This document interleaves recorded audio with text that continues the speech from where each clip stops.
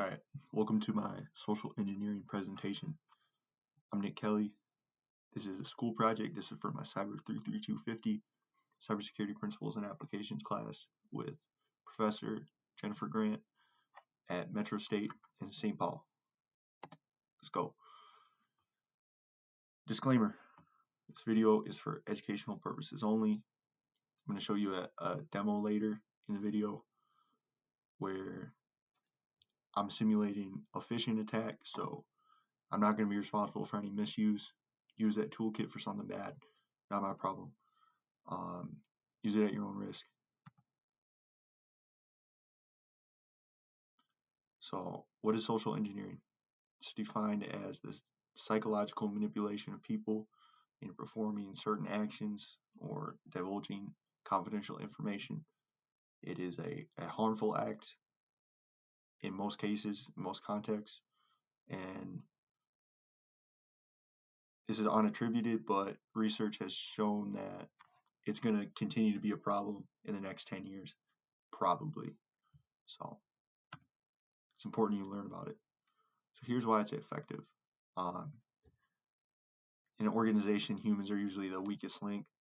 They got their systems on point, locked down, secure. It's going to be easier to convince someone who works there to let you in than it would be to just hack it yourself with no help. Social engineering uses principles of influence like authority, urgency, and likability. So authority, I contact you pretending to be your boss, and you're more likely to oblige because I'm in a position of power. If you're working there, you gotta follow my directions. That's what a job is. Another way they do it is creating a false sense of urgency. So you have to do this right now or the system's gonna blow up. You're not really thinking about what you're doing. You're just like, oh God, I don't wanna blow the system up, so I gotta do it. They told me to. So you're not gonna think about it until after the fact. And then likability, they're not doing either of the two previous things. And sometimes they will use this too, but they want to make themselves appear likable and they want to make themselves seem like your friend. It works really well on people. Like, you just be nice to them. People like when people be nice to them because not everybody at work is nice to them. So they're more likely to oblige you if you make yourself seem likable and have charisma. Social influence, this has to do with the authority thing. Like, if I'm your coworker, I'm your boss, it'd be rude not to oblige. It'd be rude not to follow my instructions. Like, I'd be like, why are you being weird if you didn't do what I said? And you don't want that to happen. So there's some friction with it. And that's part of the reason it works. Another one is emotional manipulation. Kind of tied into social influence as well, because like I said, they're making it seem like it's reasonable for you to comply with their request in the moment. Maybe you're not thinking about it that much, but emotionally it makes sense, even if it doesn't logically make sense. A lot of people are emotional thinkers, so it's another reason it works. And cognitive biases and trust. Everybody got things in their head. It's more common than you think. If you appeal to some of those things, you're more likely to comply, you're more likely to oblige. Usually, if they make themselves appear to be like a coworker at your work, you're more likely to trust them. So why wouldn't you oblige? This is why social engineering is effective, more so than a bunch of technical things, when you're hacking into a system. Here's some common attack vectors. Main one is phishing. It's the biggest one. Emails, fake emails. Everybody knows that's the biggest one. Luckily, most corporations now, they have some sort of system in place, like someone from outside your org, and that, because Microsoft's on point with that domain. If you don't have the same domain as your work email, if they don't have the same domain as your work email, a lot of times it doesn't even let the email go to your inbox, not even in junk. It just doesn't even get nowhere. Other times it will, but there will be like a note at the top, like, this person's out of the system. Do not click any links. They're pretty on point with that. But if you're using like a personal email, be more wary of that. Another one is fake website logins. I'm going to show you in a demo later. You can make a site appear like it's the Gmail login site, and then they're going to enter their info. It'll redirect them to the actual site once they've entered their info. So they think they logged in successfully, but they were already logged in. They were just logging in on my page, and now I got their username and I got their email. So it's another way they steal info. Phishing is probably the second biggest attack vector because the phone scams, they've always been big. Everybody knows the one where you get like tech support by calling some number. They make you install this crap on your computer, and then they control your computer remotely, but they're still doing it over the phone. That's how they're establishing contact with you. Voice over IP, VoIP. And they can also do this over like Zoom. Skype doesn't exist anymore, but Teams. If you don't got like a phone, if you're like a kid, you can do it over that. I don't know what the situation is, but it's under the same umbrella. Some more attack vectors, and these are more mechanisms. Pretexting, create a believable story to gain trust. There's a pretty popular example. This happened not too long ago. This kid was calling like Twitter help desk. He found people's contact info on like LinkedIn. Called about 5 people. They all are like, this guy's bogus. But he finally got someone who let him in. I think he claimed like he was part of the legal department. So they got him into a legal department account. It had more permissions than a lot of other roles at Twitter. Because, you're in the legal department, you probably deal with a lot of different categories of things. So he's able to like hack other people's accounts because he was in the legal department, or he had access to something because he was part of the legal department. But then he did like a Bitcoin thing, like posted on Elon Musk account, send me your Bitcoin and I'll double it, something like that. He didn't make off with that much money and he got caught, but that's an example of pretexting. And then also baiting. You're luring people with something enticing, something they want. I put a USB drive labeled confidential. Like you walk into a corporate office. Usually the lobby is not restricted until you get to like the elevators. So throw a USB tape on it. You wrote confidential, put it on an end table or something. There's usually some couches. Someone might pick it up and plug it into their computer. I mean, people are curious. People don't really think sometimes. Now you're in their like company device. They connect up to Ethernet. Things can happen. And also put quid pro quo. It's technically different, but I feel like it was baiting because scratch my back, I'll scratch yours. You're baiting them. What's your login, bro? I'll give you like $1,000, something like that. I feel like that's baiting. There's a physical example. Tailgating, otherwise known as piggybacking. You're following an authorized person past a physical access control, physical like control barrier. When people do this, they either don't realize someone's following them in. They think they scan their card too, or it's just weird to be like, yo, you got to go back out and like scan your key card, man. That's not cool. I mean, who does that? Not a lot of people, unless it's normalized. I put holding the door open for someone at the gym because I see a lot of people do this. I'm sure other people in this class do too. Like, you'll scan your key card and walk in. Someone's coming in behind you, you just hold the door open for them. What are you gonna do? I mean, it's like a $30 a month gym membership. Plus, there's nothing. I mean, they're going to the dang gym. It's not like a company site, so it's not a big deal. Usually they'll have signs saying like, "Don't do this," but I've never seen nobody get in trouble for that kind of thing, unless they're doing it intentionally to like let their friends in. But that's just an example. I'm getting off track.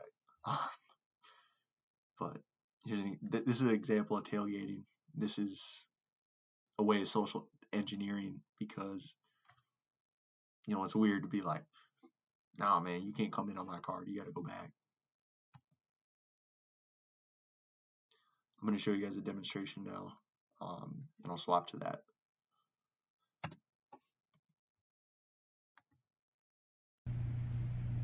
All right, I'm just going to show you guys a quick demo here with the Social Engineering Toolkit.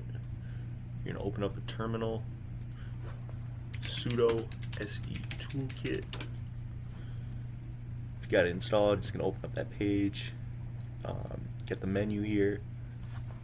Social engineering attacks 1, website attack vectors 2, and we're going to look at the credential harvesting attack method. Alright, so my virtual machine can't connect to the internet, so I'm going to use a template, but if you can connect to the internet, you can pretty much clone any site. It should have a form on it because this is going to be recording what people input. So you don't want to do like google.com and then just be recording people's search results or whatever. So you want to do something where you have to log in. You're going to put in the IP here. So if you're at this IP and you go to this site, you're going to see my fake login page. We're going to emulate the Google login page. So number 2. So now it's up and it's listening at that IP. So we're going to go to Firefox now. We're going to type in that IP or whatever domain that you wanted it to listen at. So I'm just going to paste that. Boom. Alright, so here's the fake login page. So the Social Engineering Toolkit should be listening to whatever you're going to put in here and then click sign in. It's going to record that. So let's say Mr. Nick 12 at gmail.com, password PA$W0RD. Boom. So if you were connected to the internet, you can resolve this so that it'll go to the actual page once you sign in. So it'll go to like your Gmail home or Twitter home, whatever. But since we don't have that set up, it's just going to go to this page. But anyways, it recorded that here. So mrnick12 at gmail.com and then password. So I got your email and I got your password. Now you can leave this up, have it run. Multiple people might be inputting their email and their password. So you can have this running for a long time. And then when you're done with it, it'll generate a file. And it'll basically just list all this information for all the people who tried to log in on your fake page. So for this demo, we're just looking at one person, but as you can see, went to a realistic, more or less looking Google login page and had them enter their email and their password, and now I have their email and their password. So hope you guys like that demo. Alright, well, I hope you guys like my demonstration. Now we're going to move on to some mitigation strategies. So this is how to protect yourself. Number 1, should be skeptical of unsolicited emails and calls. If you don't know who's calling you, who's emailing you, take whatever they say with a grain of salt. Be careful clicking on any links, and if you're on a work account, you probably shouldn't be clicking on any links. I think the technology is good enough. You're not going to get a virus just by clicking on something, but you still should be careful. If you get a fishy email, think somebody's trying to fish you, you should try to verify that through a separate trusted channel. Usually organizations will have a way to report emails that you're not sure, and then someone from IT will like check it out for you and tell you if it's safe or not. But that might not be available to you at your company, so maybe ask a coworker or someone you think who is good at technology. Use multi-factor authentication. As you saw in the demonstration, I could only get your username and your password. There are ways to get other things like your phone number. Have this thing called like SIM swapping. I'm not going to get into that here, but usually multi-factor authentication will stop a lot of like low-level basic phishing attempts because you can't do much with just an email and a password nowadays. Think before you click. I think that's the biggest one. Why are they sending me this? Who is, would this person be sending me this? Sometimes common sense will tell you that, nah, they won't send me that kind of thing. This is fake. And then the last two, they're kind of related, kind of correlated. Tell your organization to have better security awareness training. That's the best strategy. I mean, you got to inform people. They got to know the risks to be able to mitigate them. If they don't know this is a problem, then they're a lot more susceptible to it than somebody who isn't or who is aware of them. So just keep yourself informed, keep yourself up to date. You don't need to know about everything, but I think this is important enough that most people working at a company should know about it, especially if they're doing anything online. And then the last one, a bit iffy on that one, but I think you should foster an environment where scrutinization is acceptable.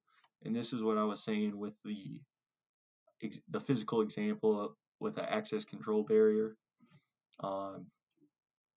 If you make it weird to follow somebody in for someone to piggyback, then it's a lot easier to be like, what's up, man? You got to scan your ID, instead of just having them follow you in and be like, oh, I don't want to say nothing. It's rude. I don't mean it like that, but I hope you know what I mean. And that's it. That's a conclusion.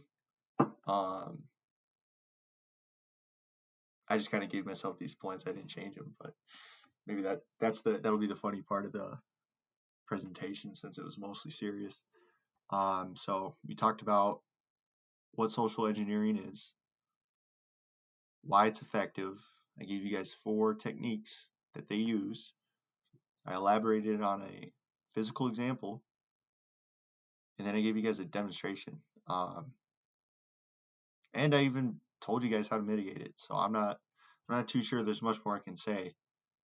My final thought-provoking statement, it would be one of those mitigation strategies, and that's use common sense. Think before you click on stuff. It's not always obvious, but if you scrutinize why you're doing something, a lot of times you can figure out that it's stupid that you're doing it.